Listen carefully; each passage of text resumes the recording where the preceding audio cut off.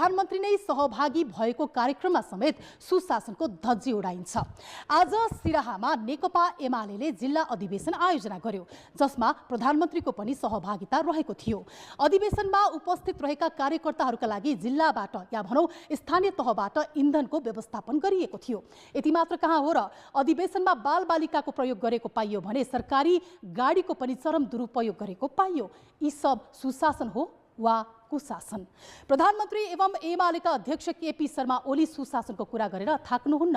आजै मध्य प्रदेश सभालाई सम्बोधन गर्नुभएका प्रधानमन्त्री ओलीले सुशासनको धेरै कुरा गर्नुभयो, तर आजै सिराहा सदरमुकाममा उहाँ सहभागी एमालेको जिल्ला अधिवेशनमा विभिन्न ठाउँबाट कार्यकर्ता उतार्न एमाले नेतृत्व गरेका जिल्लाका स्थानीय तहहरूबाट सरकारी ढुकुटी रित्याएर इन्धन वितरण गरियो।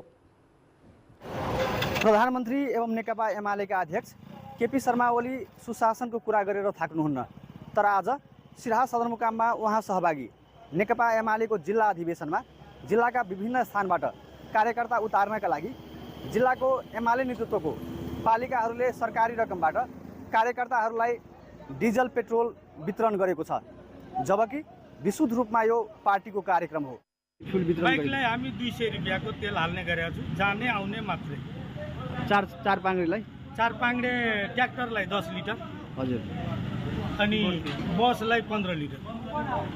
यसमा सहयोगको रूपमा ट्र्याक्टरहरू जो हाम्रो पार्टीको आबद्ध कार्यकर्ताहरूको गाडी छ, उहाँहरूको गाडी सहयोगको रूपमा मागेको छु, मात्रै फ्युल दिने व्यवस्था गरेको छु, भाडामा छैन।